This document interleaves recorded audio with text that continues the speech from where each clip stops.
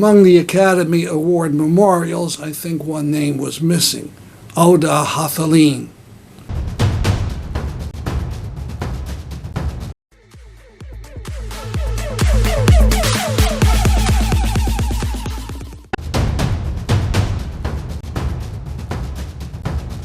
Hello, my name is Stanley Heller. Welcome to the Struggle Video News.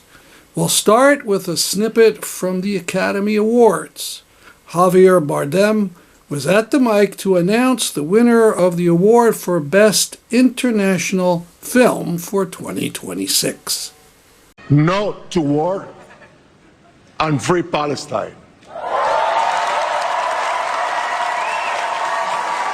Note the great applause from the audience after Bardem's remark. The entertainment news site Variety interviewed Bardem about Palestine, and he made an excellent statement. Scan this QR code for the interview. On a down note, the movie The Voice of Hind Rajab did not win the prize for the Best International Movie. Note the name Hind Rajab in the sign held this week by Jewish Holocaust survivor Stephen Kapos. Among the Academy Award memorials, I think one name was missing: Oda Hathaline. Hathaline helped film the documentary No Other Land, which won the Academy Award for Best Documentary in 2025. Hathaline was murdered by an Israeli in the town that was featured in the film. This is white phosphorus, banned by international law, being used by Israelis against people in Lebanon. A Lebanese artist playing the cello in the ruins of a Beirut apartment house.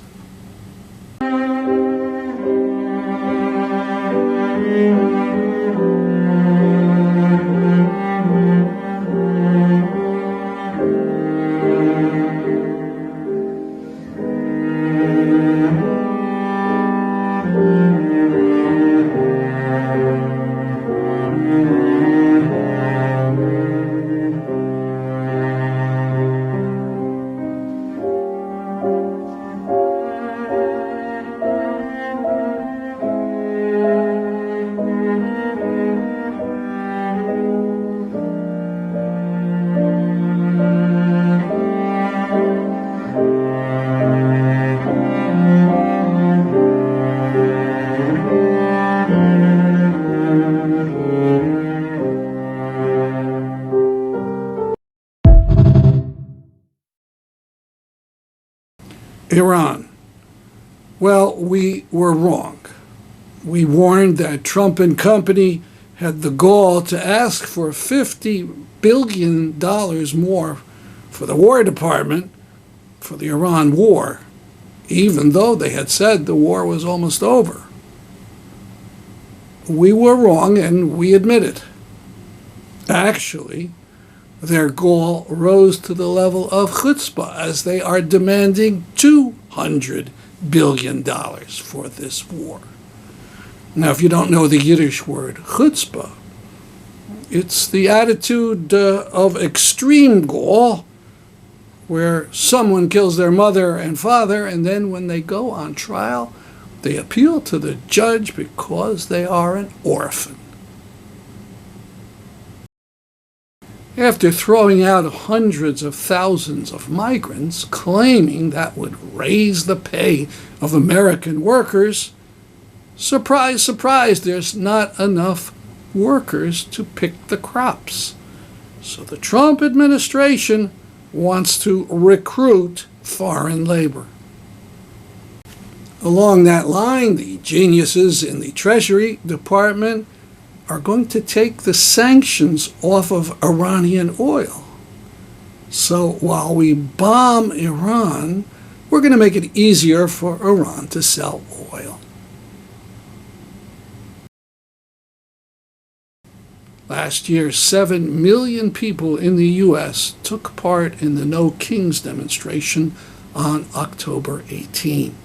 The Connecticut Civil Liberties Defense Group held a meeting in New Haven to rev people up for the next No King's Day, to organize people in delegations and contingents, and to start talking about May Day. The next No Kings will be Saturday, March 28th.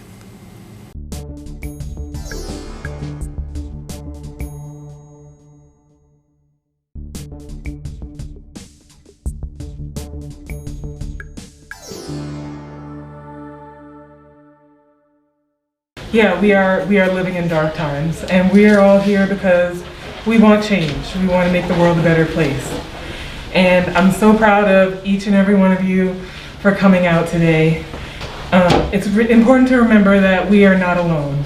We are many, we are passionate, and we have something to say. And we have some big, hairy, audacious goals, don't we? As they say in the corporate world. We want to end a war.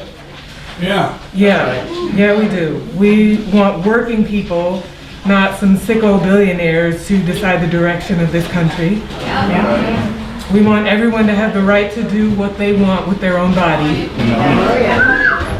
We want to vote freely, and we want to speak freely. And we want these ICE creeps to stop breaking down our doors and breaking up our families, right? Yes. Thank you. And we are not alone because millions of other people around the world are fighting for their rights too.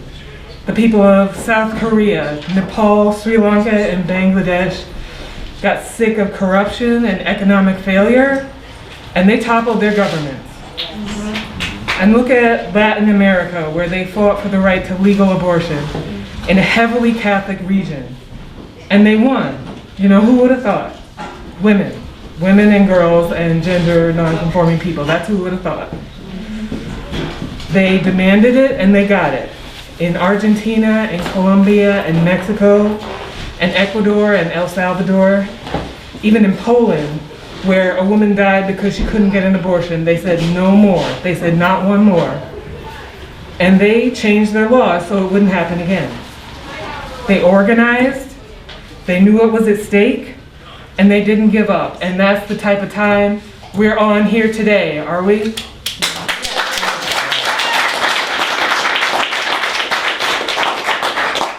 And listen, we're halfway there.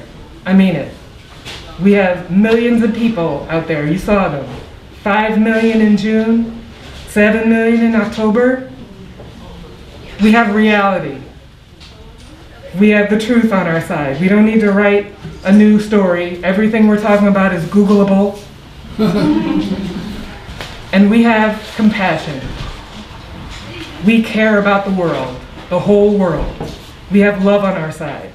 You know, when our comrade Fatima from Boston came out and told us that the ICE officers don't understand us because love is our motivation.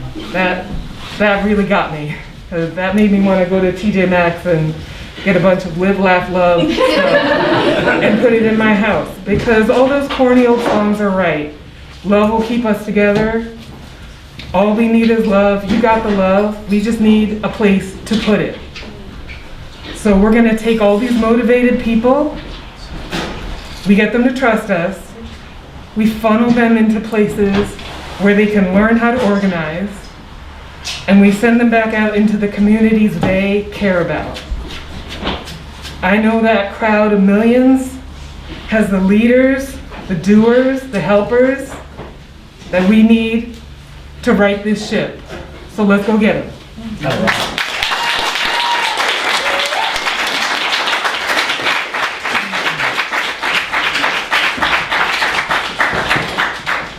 So we have a number of other speakers for our building meeting today. And the first is going to be the president of SEIU 4Cs, Seth Freeman.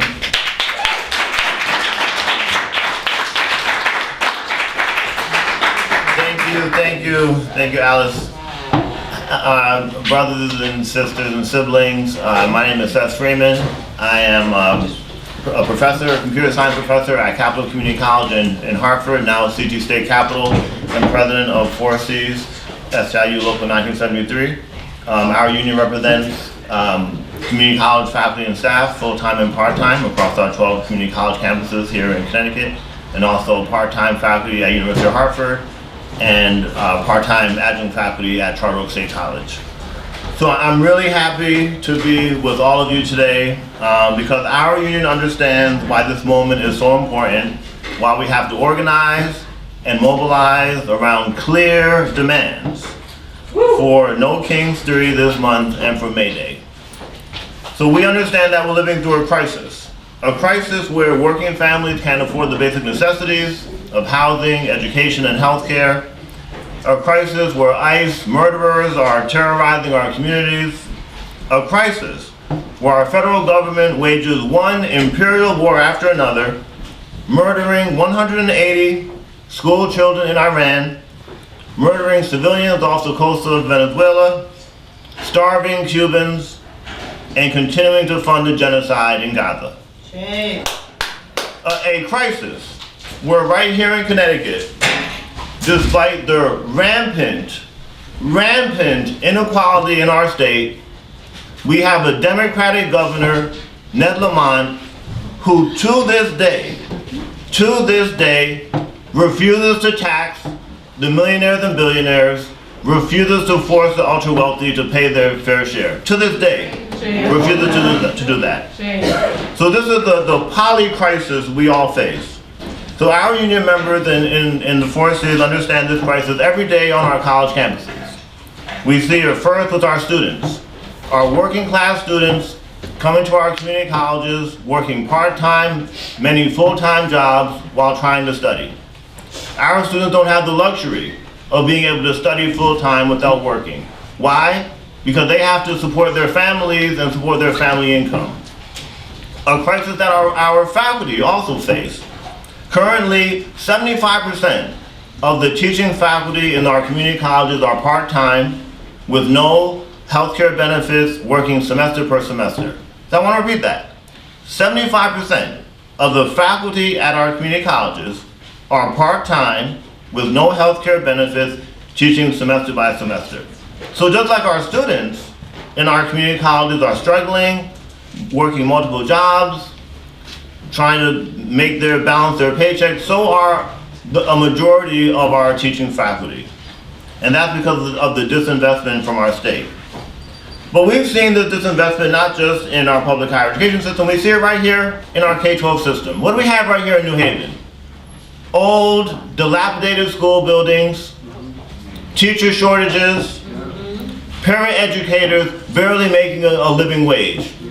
So it's not just our community college system, it's all across education. So that's why we're here today, right? That's why we are here today. We're here because we know that a better world is possible. So say it with me. Say it with me, everybody.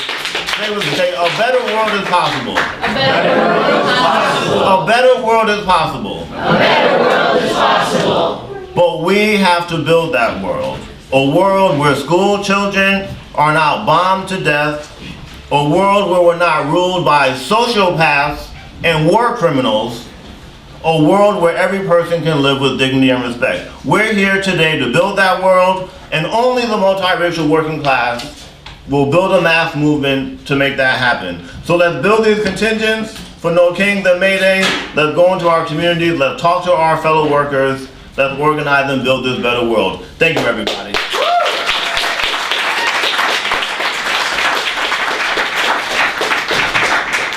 Okay, multiracial working class, I want to hear from you. We're going to chant a little bit. No ICE, no KKK. No ICE, no KKK. No fascist USA. No fascist USA. Together. No ICE, no KKK. No fascist USA. No ICE, no KKK. No fascist USA. Thank you.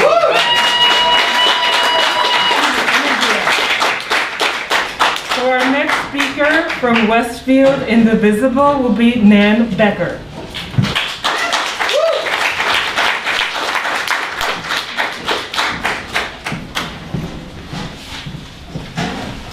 Hi, everyone. Good morning.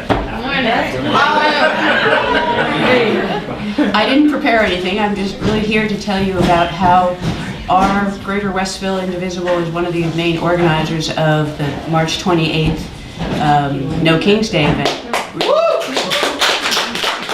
Along with some great partners, and hopefully lots of you as well, are really trying to bring this to be a we the people are going to be building a community and mobilizing. So in fact, we will do exactly as Seth just said, and as you just said, to in fact bring the community together and connect all of the rally goers with direct action, locally and state and federally, that they can do. And what we hope is that you guys will all come out with your organizations, come partner with us, come do some unique things on the green. We have probably 20 community groups that have already agreed to be present on the green. No, he's talking to them. And so what we're hoping to do is not only have a one-on-one tabling connection, but also have roving ambassadors wandering through the crowd with QR codes, with sign-up sheets to say, I'm an activist, what can you do? Or what are you interested in? How can I help connect you? And so I hope you all will come and see me, Renee in the back there as well, and connect with us and come be very visible on the green. Thanks so much. Next up, I believe from ULA, our friend Rosa is speaking. Thank you so much. Hey y'all, I'm Rosa. I use any pronouns. I'm a hospitality worker in Local 217. I'm also a member of Unidad Latina en Acción. And I just wanted to say, immigrant communities have been under attack, and immigrant workers and workers have been, for a long time, fighting back against these, attacks against our communities, on behalf of people who wish to take advantage of our work and our lives. And we must learn from the history of the fight back that immigrants have waged against the most, heinous parts of the anti-immigrant offensive. And so learning from that history, our goal is to be able to build the biggest possible rallies, which can lend the confidence that our people need in order to take to the streets and to really put up a decisive fight back against the current wave of attacks.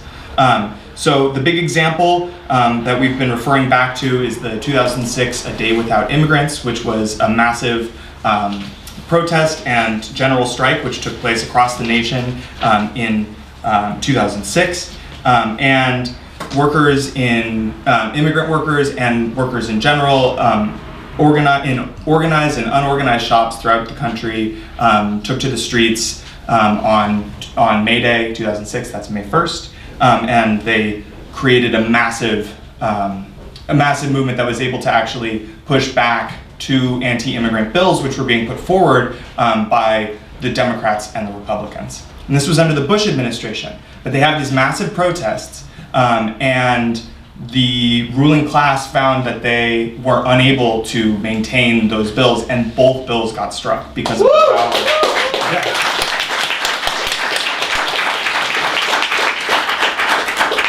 And that is the power of when workers, immigrant workers and all of the supporters of immigrants in this country can come together. And we know that that process, that general strike, didn't just happen in a day.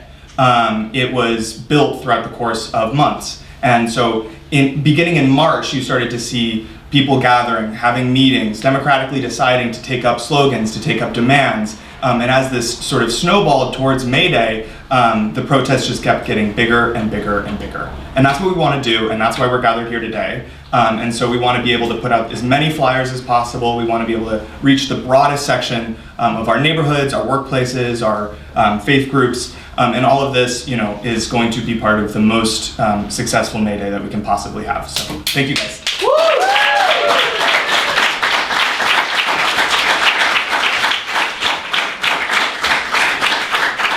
Okay, y'all, that means we are marking our calendars. You can get your phone out if you want to. No King's Day is going to be March 28th. And we're going to have information about where the local gatherings are going to be. May Day is going to be May 1st, 2026, and we're going to make it the biggest day we can possibly make it in Connecticut, right? Woo!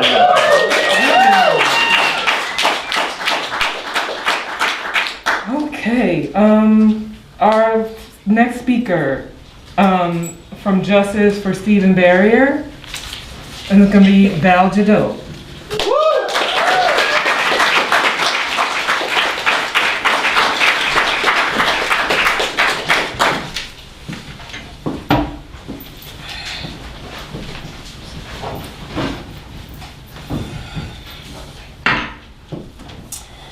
Good afternoon, everyone.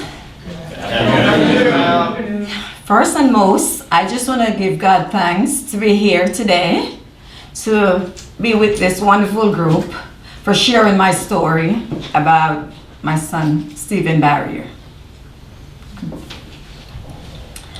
I just want to, listening to all the groups that were here, that I listened to, I just wanted to say one word and the crowd would follow me. I wanted to say, united we stand. United we stand. Divided we fall. Divided we fall. United we stand. United we stand. Divided we fall. Divided we fall.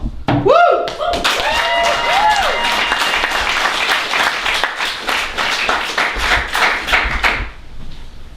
I am a Jamaican immigrant, a long-time healthcare worker, a mother of 3 wonderful adult children. Tragically,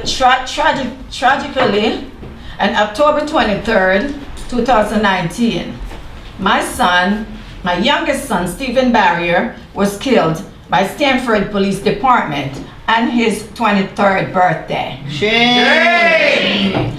Just like Everett Walker, who was shot dead in front of his family by Alfred Police last month.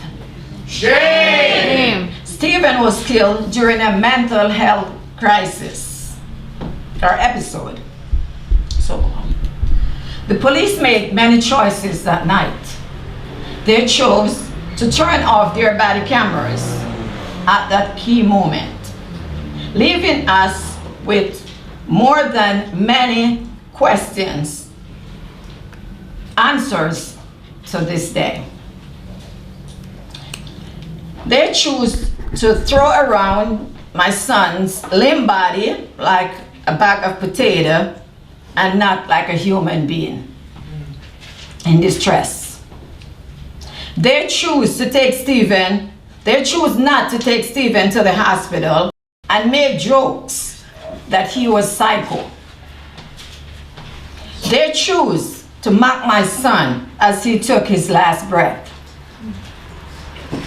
They have chosen every day since his death to cover up what they did and continue to abuse and brutalize and surveillance black and brown people in Stamford.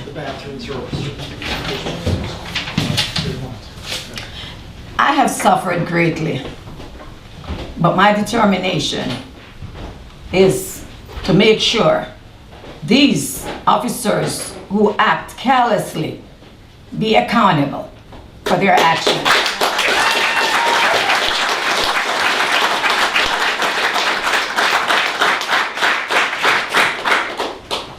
There is nothing any one of us can do to bring back I'm sorry guys, I'm just left with a giant pain in my heart right now, which every parent will can understand. And I told myself this will never happen to another parent, that what I'm going through right now. And that's why I'm standing here today to speak.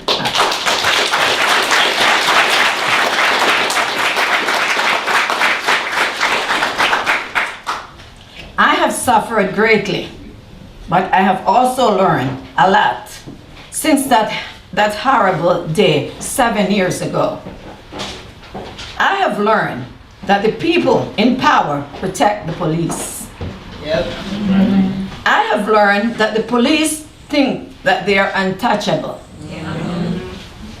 I have learned that that so much of our government and our media are run by the super rich who use every tool that they have to cover up this crime.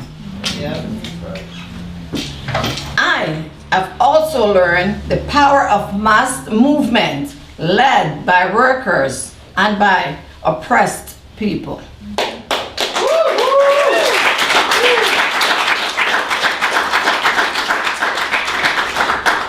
I have learned the importance of standing with oppressed people against injustice all over the world. I have learned that the system that killed my son is the same one that destroyed Gaza, lives of many blood of children in Congo, drop bombs and schools in Iran.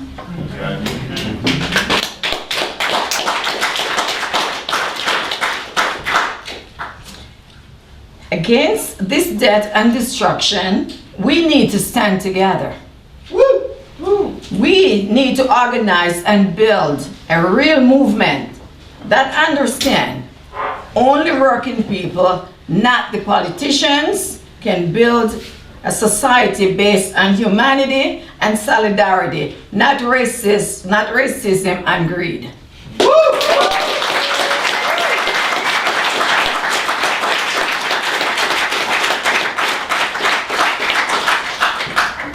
Like Everett Walker, I am inspired by the fighting word of Bob Marley.